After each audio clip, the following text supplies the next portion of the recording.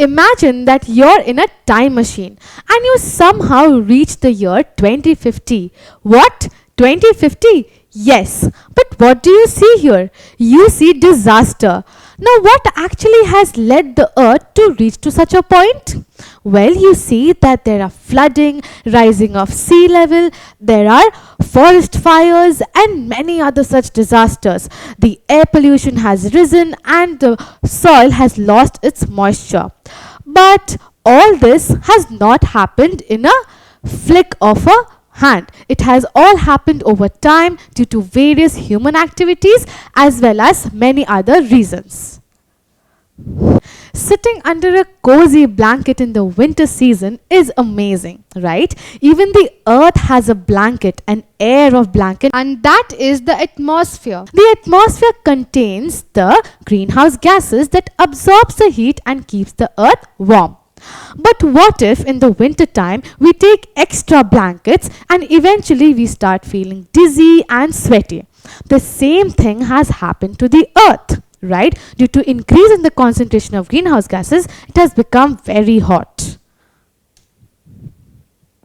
Now, as we have already learnt in the last few lectures that the major greenhouse gases are these. So let's take a recap.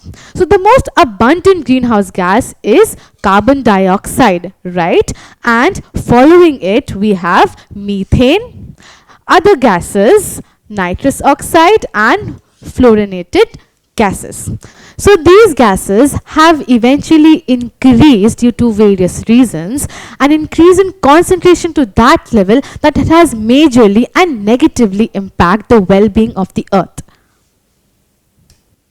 So we know that the increasing concentration of greenhouse gases has led to the warming up of the atmosphere over the years, therefore increasing the global temperature or leading to global warming. So you see in this graph represents a report of 2000 where we can see a gradual increase in the concentration of gases over the years in the atmosphere, the greenhouse gases. So the blue line denotes the increase of nitrous oxide while the red one denotes the increase of methane, right? And the black one talks about carbon dioxide. But now the current situation is different. Now carbon dioxide is the most abundant greenhouse gas that has increased the global warming. But in this graph we see that over the years carbon dioxide has become more significant or most influent in increasing or warming up the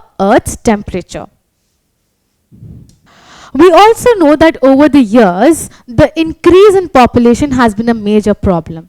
So we know with the increase in population, industrialization has gradually walked in. And with that, the emission of harmful gases from the industries, the chemicals from the industries that are being emptied into water bodies and many other such factors have together come to increase the temperature of the earth, leading to global warming, as you can see from the report. Besides these factors, we know that the emission of greenhouse gases from the cars, buses, trains that use petroleum-based fuels like petrol and diesel and the aviation fuel used by aircraft has led to the increase in the greenhouse gas concentration in the atmosphere, which has also led to the global warming getting increased and enhanced day by day. Right? It has also added to the air pollution, causing harm to the environment. Sitting in air-conditioned room is a luxury time in the summers, right? But it's actually causing harm to the earth to a huge extent. How do we trace that? Well, we know that burning of fossil fuels is done for electricity production that is used for running the air conditioning. But we also know that the use of air conditioners, refrigerators emits greenhouse gases, right? So they emit greenhouse gases, especially chlorofluorocarbons, into the atmosphere. So they in turn are adding to the global warming or rising the temperatures of the earth. So again, on feeling very hot, we turn on the air conditioners and here more cooling load is required because of the increase in temperatures. So we need the rooms to be more cool because the outside temperatures are hotter. Again, due to that, on using the air conditioners, again greenhouse gases are being emitted. So you see that we are trapped in a circle, we're trapped in a cycle that is ongoing and there's no full stop. So either we stop using our air conditioners and coolers in summer, or we have to find better alternatives to keep ourselves cool in summers, because using air conditioners is definitely not doing the good work. So now, can you help me answer this question? Use of which of the following adds to global warming? Air conditioner, table fan, sofa, or a bicycle? Yes, the answer is air conditioner. The use of air conditioners can add to global warming. Now, we know that since it's a trap, it's a cycle where temperatures rise and global warming is enhanced. Where global warming is enhanced, the temperatures rise. So it goes hand in hand, right? So we know that there have been instances where global warming has also caused death. So in summers, or in places that experience very, very hot and dry summers, there people have died due to heat stroke. And it has been a very significant problem almost in many parts of the world.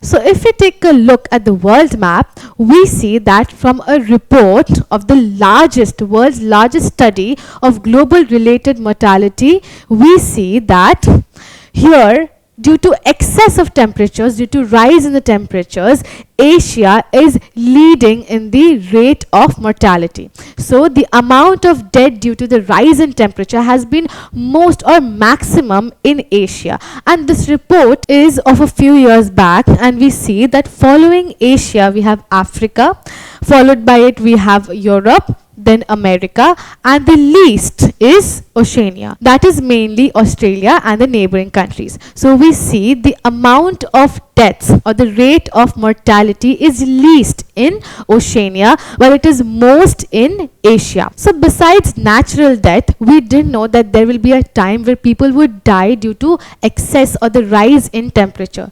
So it is a very upsetting and a sad moment for all of us, where we need to be very, very careful regarding the kind of activities we do that harm both the Earth's well-being and also our well-being in turn.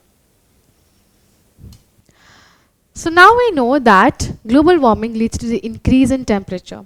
Now this increase in temperature has led to the loss of moisture from the soil, as well as evaporation of surface water, thereby leading to droughts and the death of animals and birds. Now since there is no moisture in the soil, plants cannot grow. Now once plants cannot grow, there is no pasture for the cattle or for the animals. So because there is no moisture in the soil, there is no food, there is no plant that can grow on these barren lands. There is not enough drinking water for these animals and birds. Therefore, it eventually leads to death of these animals and birds.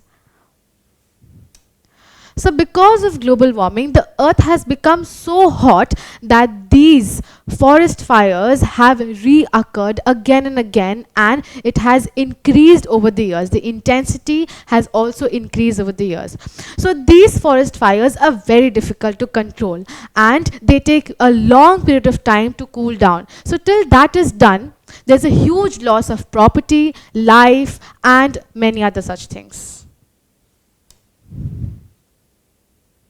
Now we know that changes in the precipitation pattern also occurs. That is only because of the rising temperature. This in turn leads to drought again, as I've just mentioned, water shortage for irrigation, and also flooding. Right? So we see that this extreme conditions, drought in some parts of the world while there's flooding on some other parts of the world, is because of these changing patterns, and it together negatively impacts the crop yield, right? So we see that with the negative impact on the crop yield, there is shortage of food in many parts of the world. Now from a report we see that the countries have been scored on the basis of the food shortage. Now, if we take a close view, we see that areas that are marked dark green in color, right?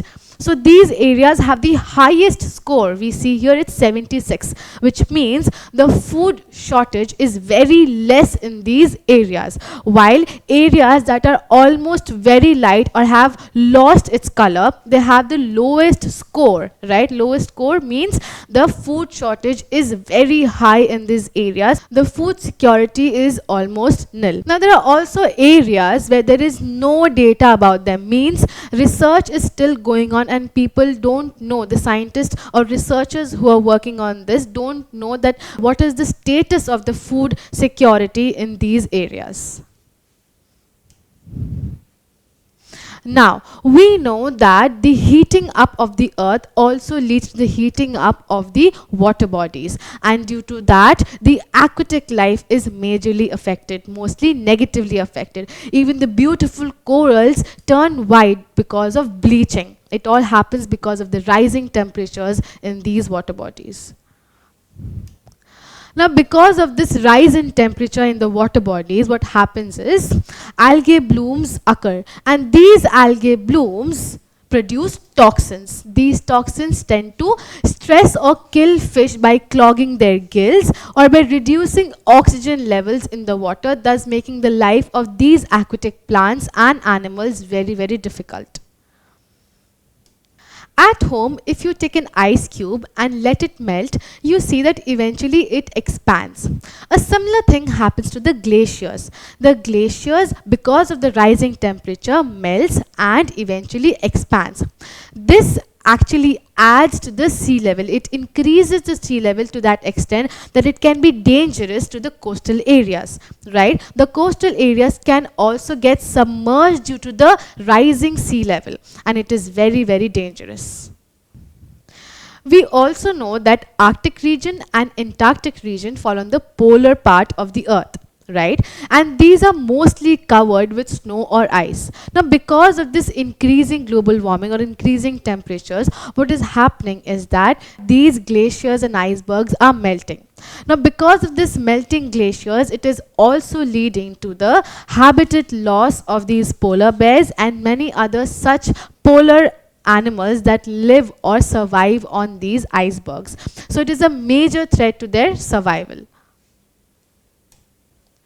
So in this video, we learned that global warming is a major concern and we must find good alternatives to our everyday activities so that we do not cause further damage to the earth and do not add to the global warming anymore. Right? So planting a tree would be a good option to revive the earth's health and make it happier. Don't forget to subscribe to our channel and hit the bell icon. You can also register for free at deltastep.com or download the DeltaStep app to learn one-to-one with our amazing teachers or to get access to all our 5,000 plus amazing videos as per your school syllabus. Master each topic with our adaptive practice technology. Get million plus questions with step-by-step solutions and unlimited mock test. Get all your doubts resolved instantly. Learn via games and win amazing prizes like PlayStations and iPads. So at DeltaStep, learning is not just fun and easy, it is rewarding too. So register for free now.